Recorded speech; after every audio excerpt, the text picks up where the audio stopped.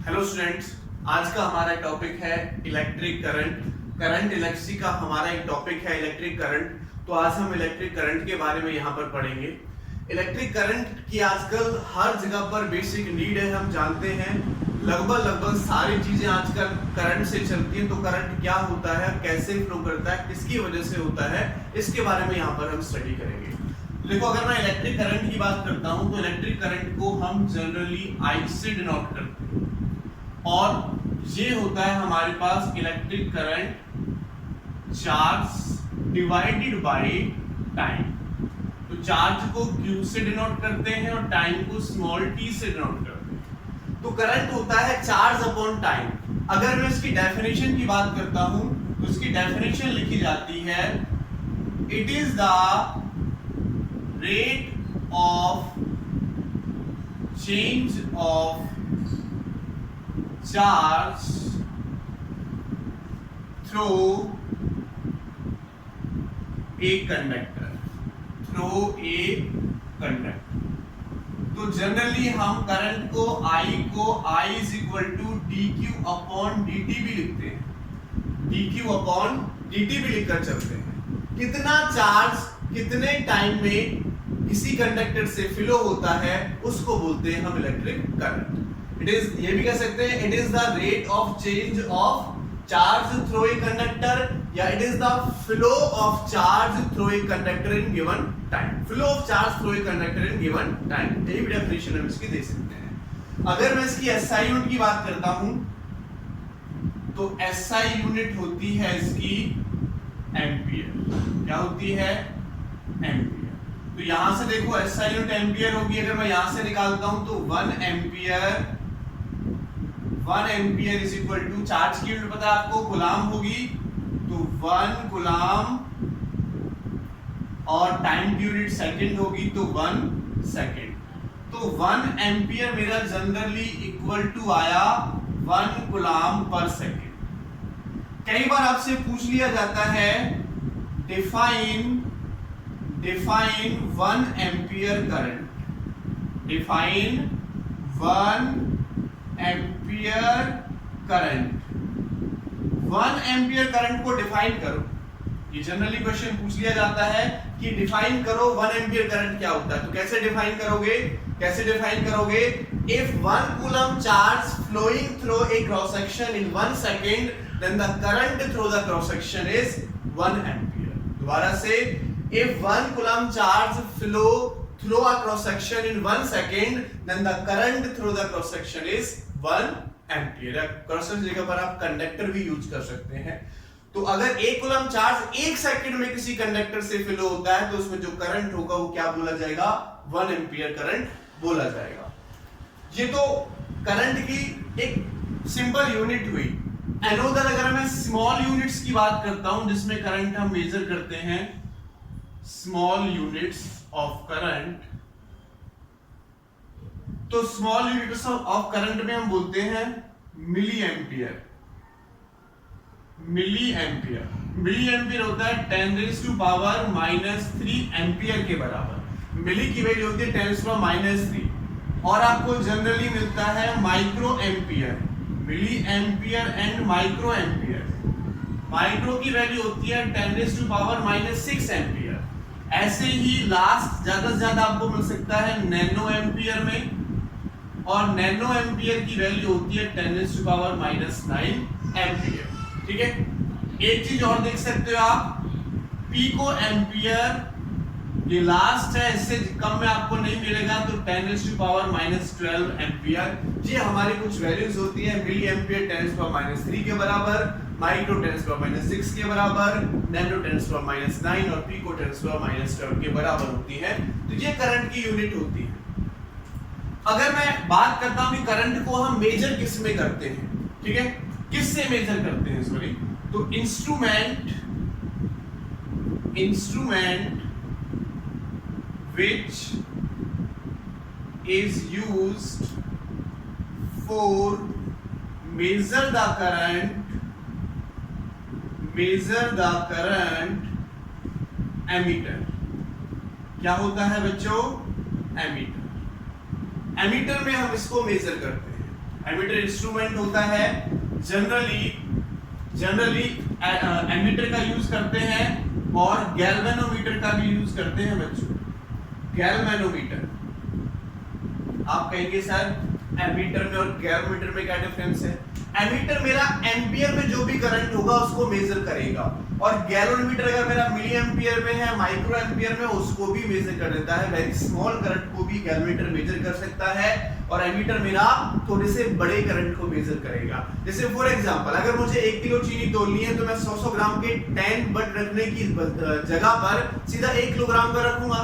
तो अगर small major करना तो ग्राम के बट रखेंगे, और अगर हमें लार्ज मेजर करना हो तो किलोग्राम के बट रखेंगे। तो ऐसे ही हमें अगर लार्ज करंट मेजर करना तो एमीटर का यूज, स्मॉल करंट मेजर करना हो तो गैल्वेनोमीटर का हम यूज करते हैं, और इन दोनों को हम सीरीज में कनेक्ट करते हैं। ठीक है, कनेक्टेड इन सीरीज, दोनों को सर्किट में सीरीज के साथ कनेक्ट करते हैं। सीरीज में कैसे? अगर यहां से मेरे पास करंट आ रहा है तो एमीटर यहां पर लगा होगा, ऐसे उसकी निडल होगी बच्चों, ये कुछ क्वांटिटीज होंगी इसमें, और ये निडल होगी इसकी, एमीटर है ये, और यहां पर वो इंस्ट्रूमेंट लगा होगा जिसका हमें करंट मेजर करना है। ठीक है, मान लेते हैं कि इलेक्ट्रिक बल्ब हो सकता है, तो ये हमारे पास यहां से इलेक्ट्रिक बल्ब लगा होगा। एमीटर हमेशा क्या लगेगा? सीरीज में लगेगा, करंट आएगा पॉजिटिव, इधर जाएगा तो नेगेटिव। तो सीरीज में एमीटर को और गैल्वेनोमीटर को हम कैसे लगाते हैं? सीरीज में लगाते हैं। कैसे लगाते हैं बच्चों? सीरीज में लगाते हैं। ठीक है, ये बात आपको समझ में आ गई होगी। चलो अब बेसिक कंसेप्ट को बात करते हैं। देखो करंट हमारा कब डेवलप हुआ? करंट हमारा कब डेवलप हुआ? जब चार्ज फ्लो हुआ। ये चार्ज क्या है? जब चार्ज फ्लो हुआ तो करंट डेवलप हुआ। ठीक है, चार्ज किसी पर्टिकुलर टाइम में फ्लो हुआ तो करंट डेवलप हुआ। तो चार्ज जो है, यानी करंट को फ्लो करने वाला कौन है? चार्ज है। करंट को फ्लो करने वाला कौन है? चार्ज है। तो चार्ज को बोलते हैं करंट को फ्लो करने वाला, यानी करंट कैरियर्स। करंट को लेके जाने वाला जो होता है वो कौन होता है? चार्ज होता है। तो यहां पर अब मैं डिस्कस करता हूं करंट कैरियर्स की। करंट को ले जाने वाला कौन है बच्चों? चार्ज है। तो यहां पर हम एक टॉपिक लेते हैं छोटा सा, करंट कैरियर्स। करंट कैरियर्स कौन से? चार्ज है। अब चार्ज सॉलिड में अलग होगा, करंट को ले जाने वाला, करंट को फ्लो कराने वाला लिक्विड में अलग होगा, गैसेस में अलग होगा। तो पहले तो हम बात करते हैं करंट कैरियर्स कौन से होते हैं। करंट कैरियर्स कौन से होते हैं बच्चों? आप बता सकते हो? The charge entities. क्या लिखूंगा मैं यहां पर? The charge entities by which current is flowing through the conductor. Current is flowing through the conductor called current carriers. वो चार्ज एंटिटीज जिनकी वजह से किसी कंडक्टर में करंट फ्लो होता है उनको बोला जाता है करंट कैरियर्स। क्या बोला जाता है उनको? करंट कैरियर्स बोला जाता है। अगर मैं बात करता हूं इन सॉलिड, तो सॉलिड में जो करंट कैरियर्स होते हैं, करंट कैरियर्स यानी करंट को ले जाने वाले जो होते हैं, करंट कैरियर्स आर इलेक्ट्रॉन्स। कौन होते हैं? इलेक्ट्रॉन्स होते हैं सॉलिड में। अगर मैं लेट करता हूं बच्चों कि ये मेरे पास एक सॉलिड रॉड है, ठीक है, और यहां पर हमने एक बैटरी लगाई हुई है बच्चों, इस बैटरी के बारे में डिस्कस करेंगे। तो यहां पर जो करंट फ्लो होगा इलेक्ट्रॉन की वजह से होगा। इलेक्ट्रॉन मेरे पास ये पॉजिटिव है तो नेगेटिव पॉजिटिव तरफ मूव करेगा, और करंट की डायरेक्शन पॉजिटिव से नेगेटिव होगी। इलेक्ट्रॉन की अपोजिट डायरेक्शन में करंट हमारा फ्लो होता है। तो जो इलेक्ट्रॉन होंगे, सॉलिड में एटम होता है, और एटम के लास्ट ऑर्बिट में जो इलेक्ट्रॉन होते हैं उनको फ्री इलेक्ट्रॉन बोला जाता है। तो उन फ्री इलेक्ट्रॉन की वजह से सॉलिड में करंट फ्लो होता है। उन फ्री इलेक्ट्रॉन्स की वजह से सॉलिड में करंट फ्लो होता है। नेक्स्ट हम बात करते हैं बच्चों इन लिक्विड्स। लिक्विड में जो हमारे करंट कैरियर्स होते हैं, करंट कैरियर्स आर आयंस। वो पॉजिटिव आयंस भी हो सकते हैं और नेगेटिव आयंस भी हो सकते हैं। आप कहेंगे सर आयंस क्या? ठीक है, केमिस्ट्री में आपने आयंस के बारे में पढ़ा होगा, नहीं पढ़ा है तो मैं आपको बता देता हूं। देखो, अगर मैं लिखता हूं NaCl और इनको दो पार्ट में अलग अलग करता हूं, तो आपको पता है Na पर पॉजिटिव चार्ज और Cl पर नेगेटिव चार्ज होता है। तो ये मेरे पास पॉजिटिव आयन है, ये मेरे पास नेगेटिव आयन है, ये पॉजिटिव आयन और ये नेगेटिव आयन है। ठीक है, तो आपने देखा होगा कि लिक्विड के अंदर भी जो लिक्विड्स होते हैं उनके अंदर करंट फ्लो हो जाता है। उनके अंदर क्या होता है बच्चों? करंट फ्लो हो जाता है। ठीक है, देखा होगा मूवीज वगैरह में, देखा होगा स्विमिंग पूल में कोई नहा रहा है, किसी ने करंट छोड़ दिया, वो मर जाता है। ठीक है, तो लिक्विड में करंट फ्लो होता है किसकी वजह से? आयंस की वजह से। NaCl अगर उसमें हमारा मिला हुआ है, ठीक है, NaCl उसमें मिला हुआ है, तो हमारे जो आयंस हैं वो मूव करना स्टार्ट करते हैं, अगर मैं लेट कर लेता हूं, देखो कि मैंने यहाँ पर एक वेसल में लिक्विड ले रखा है और यहाँ पर मैंने एक बैटरी अप्लाई की, पॉजिटिव नेगेटिव, तो इसके अंदर अगर Na पॉजिटिव और Cl नेगेटिव है, तो नेगेटिव आयन जो है वो पॉजिटिव तरफ मूव करेगा और Cl जो Na पॉजिटिव है वो नेगेटिव की तरफ मूव करेगा। Na पॉजिटिव नेगेटिव तरफ मूव करेगा, Cl इधर मूव करेगा, तो आयंस के मूव करने से क्या होगा? करंट फ्लो हो जाएगा। कहां पर? लिक्विड में। लिक्विड में जो करंट कैरियर्स होते हैं, जिनकी वजह से करंट होता है, वो कौन होते हैं? आयंस होते हैं, नेगेटिव आयंस और पॉजिटिव आयंस। जैसे NaCl का मैंने बताया, Na पॉजिटिव आयन है और Cl नेगेटिव आयन है, ऐसे आप KCl ले सकते हो और भी बहुत सारे आयंस यहां पर आप बना सकते हो। अब एक क्वेश्चन आता है बच्चों, छोटा सा, बहुत अच्छा question. is there is current flow, is there current flow, दो बार इसे लगाएंगे, is there current flow from pure liquid या from pure water? क्या प्योर वाटर से करंट फ्लो होगा? क्या प्योर वाटर से करंट फ्लो होगा? देखो, अगर मैं प्योर वाटर की बात करता हूं तो प्योर वाटर ओनली H2O होता है, कोई इंप्योरिटी नहीं होती। लेकिन अगर एक इम्प्योर वाटर है तो इसमें NaCl मिला होगा और भी हमारी इंप्योरिटीज मिली होंगी, अगर प्योर की बात करता हूं तो प्योर में हमारी कोई भी इंप्योरिटी नहीं होगी, तो आयंस नहीं होंगे तो करंट फ्लो नहीं होगा। तो प्योर वाटर में हमारे आयंस नहीं होते, that's why there is no current flow from the pure water. लेकिन अगर उसमें मैं इंप्योरिटी मिला देता हूं, मान लेते हैं मैंने प्योर वाटर में थोड़ा सा नमक डाल दिया, NaCl आपको पता है नमक का फॉर्मूला होता है, नमक डाल दिया तो आयंस आ जाएंगे, आयंस आते ही हमारा करंट फ्लो होना स्टार्ट हो जाएगा। तो अगर आपसे क्वेश्चन पूछता है कि क्या प्योर वाटर में करंट होगा? प्योर वाटर में करंट नहीं होगा, क्योंकि वहां पर इंप्योरिटीज नहीं होंगी। हमारा करंट फ्लो होता है किसकी वजह से बच्चों?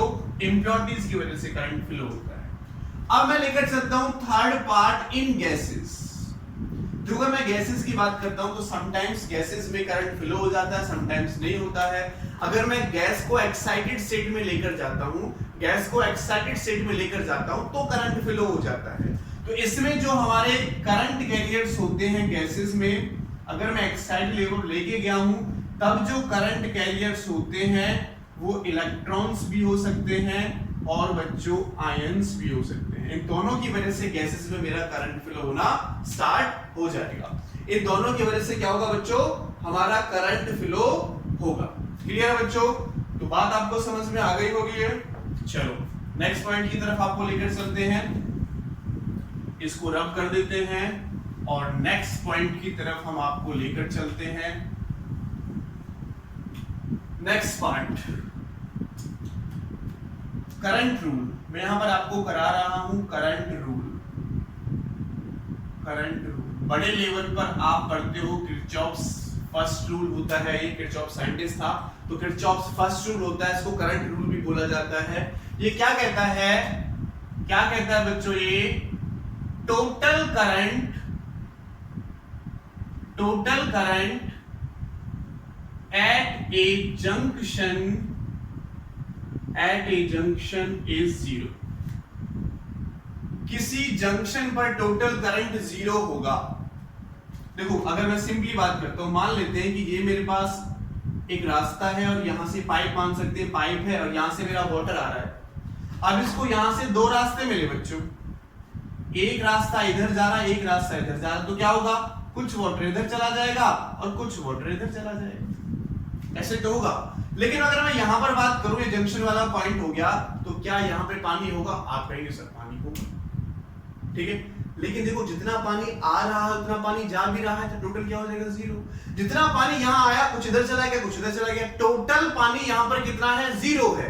तो ऐसे ही अगर मैं करंट की बात करता हूं कि एक वायर मेरा ये है और एक वायर से मेरे पास दो वायर कनेक्ट है, मान लेते हैं I करंट आया, I1 करंट इधर चला गया और I2 करंट इधर चला गया, तो इस वाले जंक्शन पॉइंट पर, इस वाले जंक्शन पर टोटल करंट क्या होगा? जीरो होगा। ये हमारा करंट रूल कहता है, क्योंकि जितना करंट आया तो उतना करंट चला गया, तो टोटल करंट क्या होगा? हमारा जीरो होगा। टोटल करंट क्या होगा बच्चों? जीरो होगा।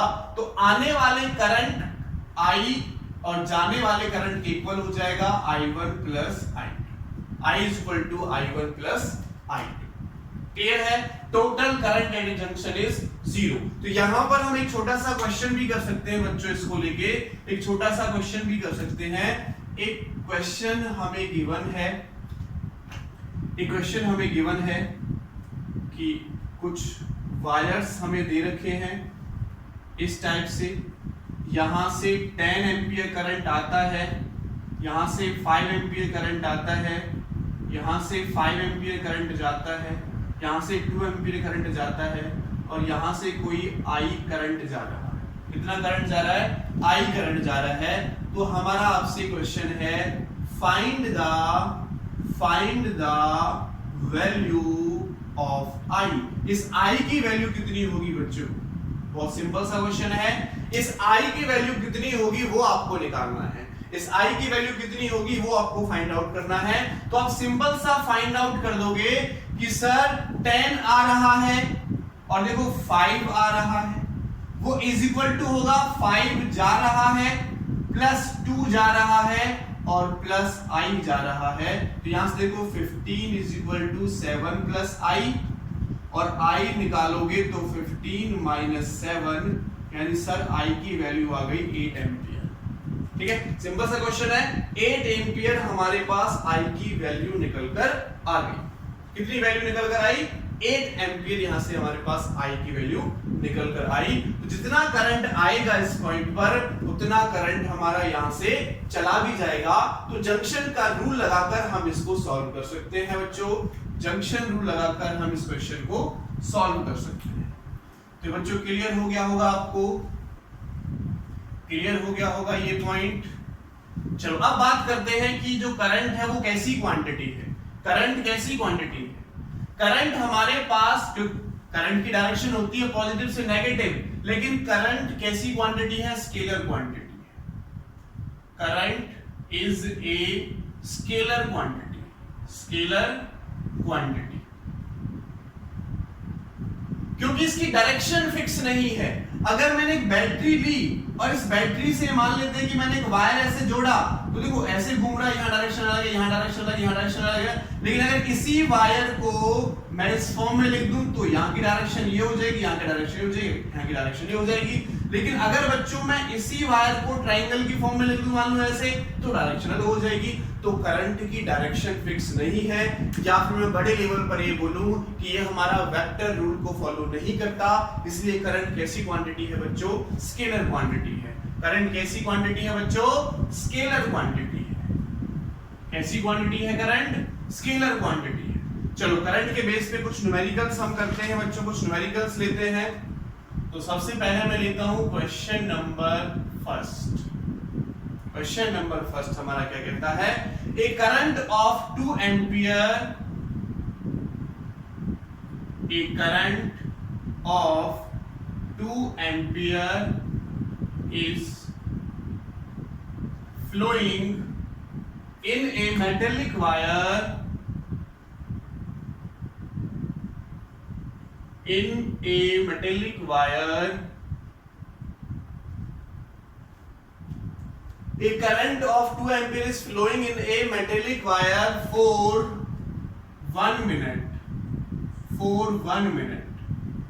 Find the charge flow through the wire. Charge flow through the wire. Wire से कितना चार्ज फ्लो हुआ वो आपको निकालना है। 2 एम्पियर करंट फ्लो होता है एक मेटेलिक वायर में से, तो कितना चार्ज उससे फ्लो होगा वो आपको निकालना है। कैसे निकालोगे?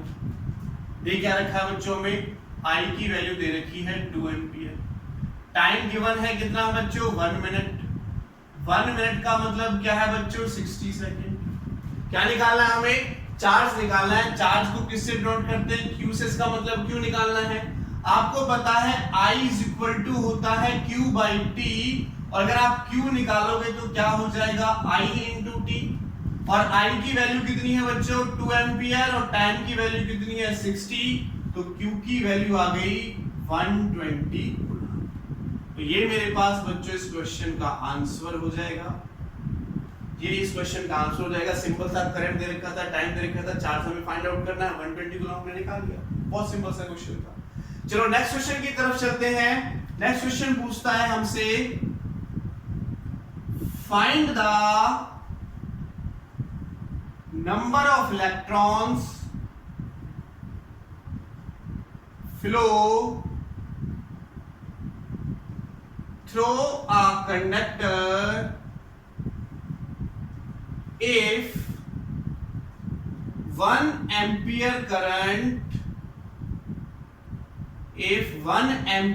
current is flowing in 1 second through conductor,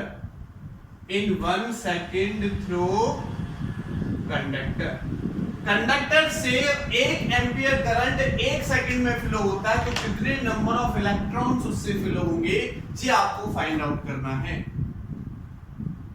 चलो करते हैं बच्चों। देखो, find the number of electrons यानी n बच्चों हमें निकालना है।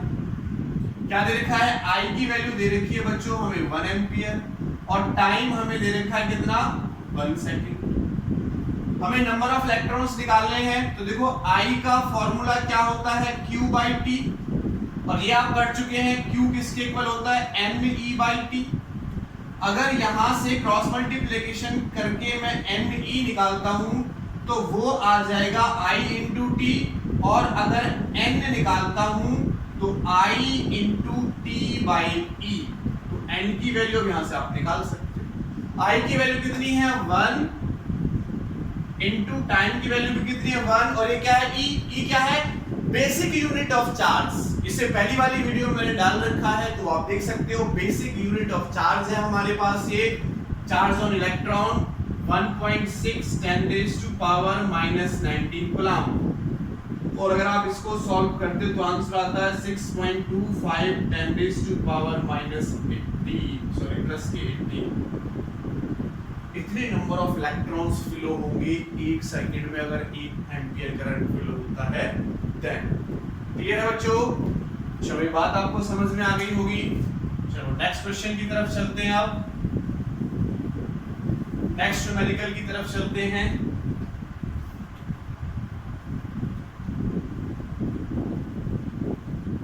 नेक्स्ट क्वेश्चन देखते हैं क्या क्वेश्चन करता है हमारा ये।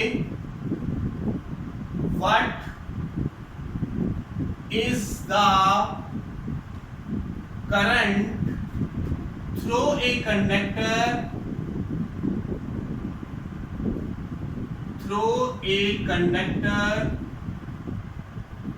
if 1 million electrons are flowing 1 million electrons are flowing in 1 millisecond 1 millisecond through the conductor, through the conductor। तो ये क्वेश्चन हमसे करता है बच्चों, क्या दे रखा है, क्या निकालना है, सबसे पहले उस पर कंसंट्रेट करेंगे। तो देखो मुझे दे रखा है 1 मिलियन इलेक्ट्रॉन, यानी नंबर ऑफ इलेक्ट्रॉन दे रखे हैं 1 मिलियन, और 1 मिलियन का मतलब 10⁻⁶ इलेक्ट्रॉन गिवन है। 1 मिलियन कितना होता है, 10⁻⁶ के बराबर होता है। नेक्स्ट मुझे गिवन है टाइम 1 मिलीसेकंड, 1 मिलीसेकंड, और 1 मिलीसेकंड होता है 10⁻³ सेकंड के बराबर। 1 मिलीसेकंड होता है 10⁻³ सेकंड के बराबर। तो हमें क्या निकालना है, करंट निकालना है। तो देखो करंट निकालने का फॉर्मूला क्या है बच्चों, Q/T। Q किसके इक्वल होता है, Ne/T। क्वांटाइजेशन ऑफ चार्ज से Q किसके इक्वल होता है, Ne/T। N की वैल्यू देखो कितनी है, 10⁻⁶, इनटू E की वैल्यू कितनी है, पढ़ चुके हैं 1.6 10⁻⁻19, और डिवाइड बाय टाइम कितना है 10⁻⁻3। तो इसको आप सॉल्व कर सकते हो, ये पावर प्लस की ऊपर माइनस की ऊपर जाके प्लस की हो जाएगी 10⁻3, तो 10⁻6 है 3 जाएगा तो 9 हो जाएगा। तो करंट आ जाएगा 1.6 10⁻⁻10 एंपियर करंट फ्लो होगा इस कंडक्टर में। ठीक है, सिंपल था। n दे रखा था 1 मिलियन पुट कर दिया, t दे रखा था, फॉर्मूला लगाया Q/T Ne/T।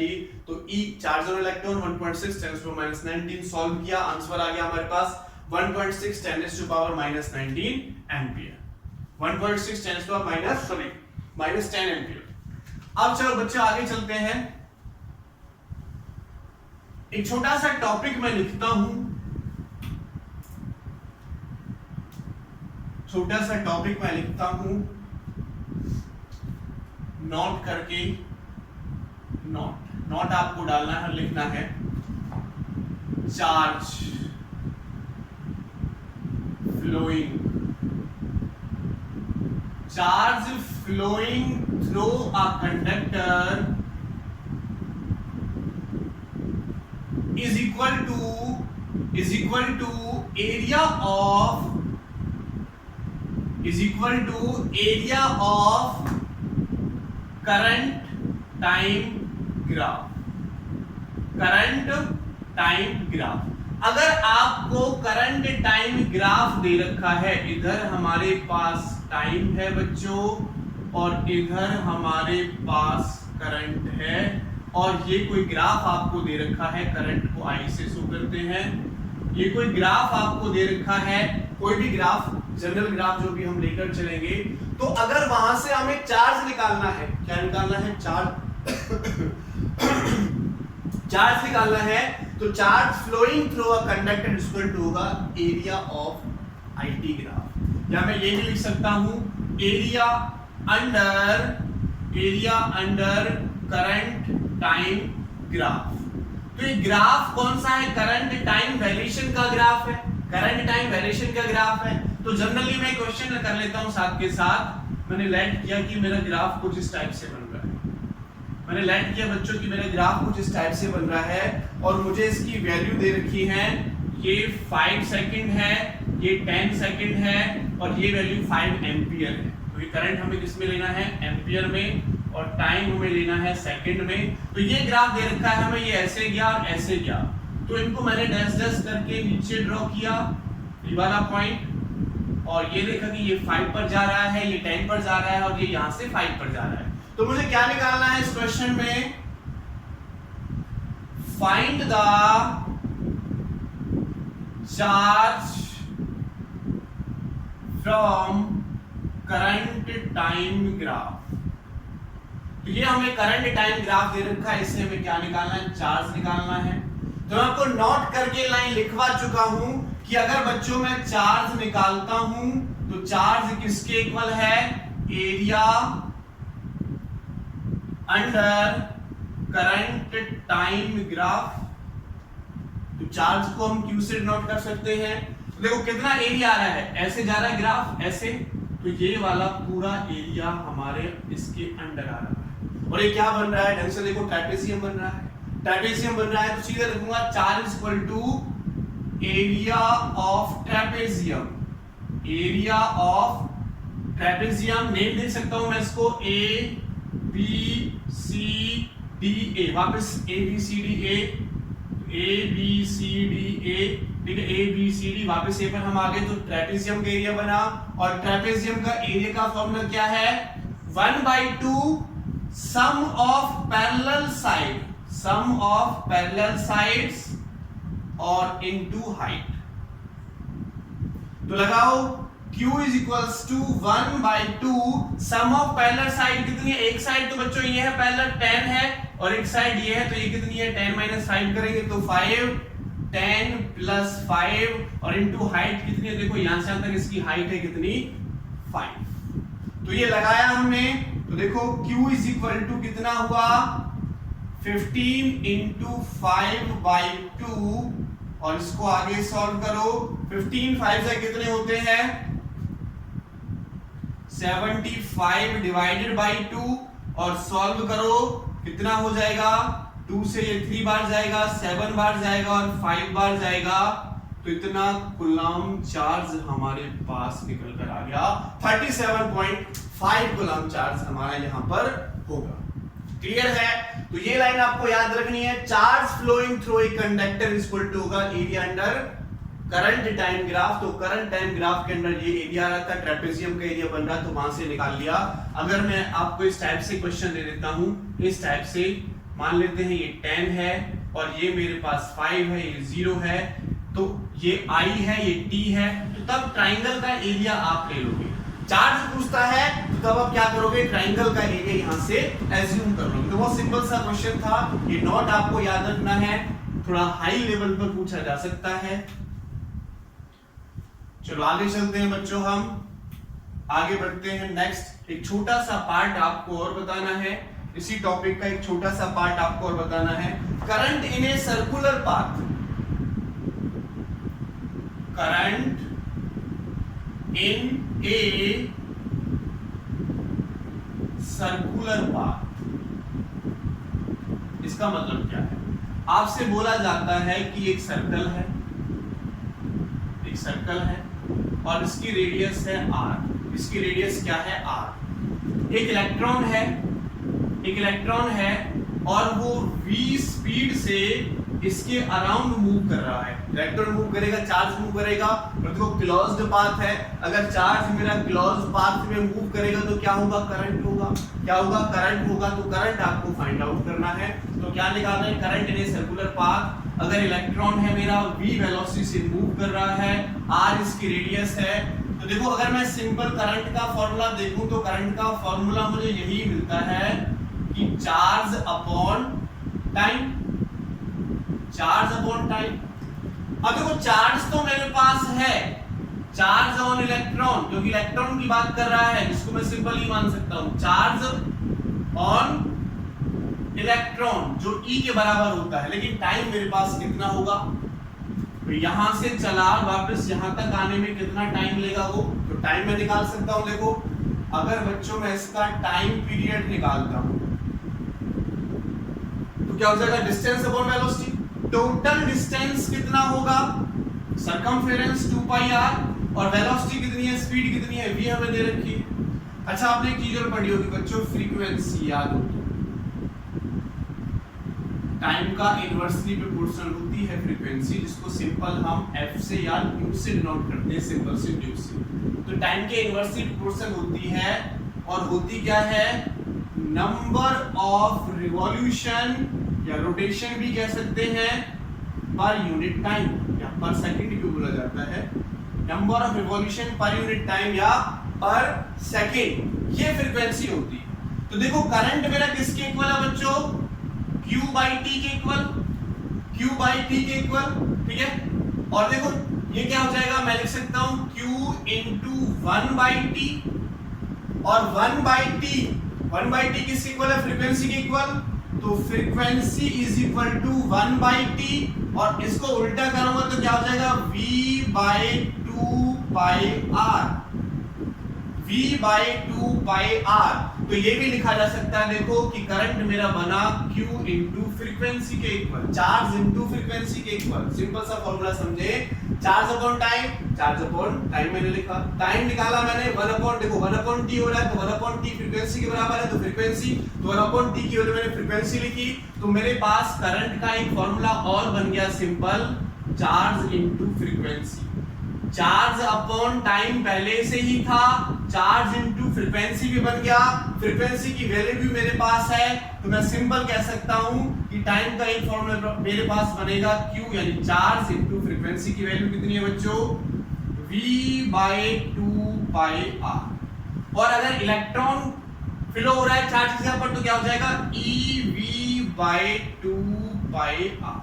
तो ये फॉर्मूला हम यहां पर लगा सकते हैं बच्चों, ये फॉर्मूला हम यहां पर लगा सकते हैं। चलो एक न्यूमेरिकल देख लेते हैं लास्ट, इस पर फिर इस टॉपिक को फिनिश करते हैं। एक लास्ट न्यूमेरिकल देख लेते हैं, फॉर्मूले मैंने नीचे लिख दिए हैं, न्यूमेरिकल मैं ऊपर लिख देता हूं।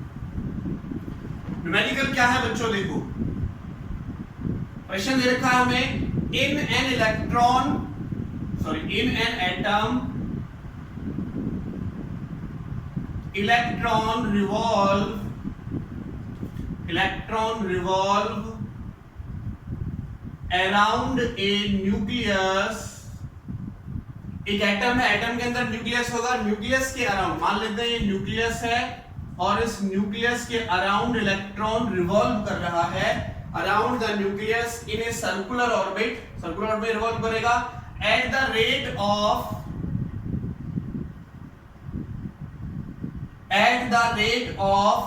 6 into 10 raised to power 15 revolution per second। 15 revolution per second के रेट से रिवॉल्व कर रहा है। कैलकुलेट द इक्विवेलेंट करंट, क्या निकालना है हमें, कैलकुलेट द इक्विवेलेंट करंट। तो बच्चों हमें यहां से करंट फाइंड आउट करना है। सबसे पहले हम देखेंगे कि हमें दिया क्या हुआ है, तो देखो आंसर मैं लिख रहा हूं, हमें दे रखा है इलेक्ट्रॉन, यानी चार्ज किसके बराबर होगा, इलेक्ट्रॉन के चार्ज के बराबर होगा। सेकंड हमें दे रखा है ये रिवॉल्यूशन पर मिनट में को क्वांटिटी है, the rate at revolution per minute, revolution per second. Revolution per second किसकी यूनिट है, फ्रीक्वेंसी की, इसका मतलब हमें फ्रीक्वेंसी की वन है 6 into 10 raised to power 15 revolution per second.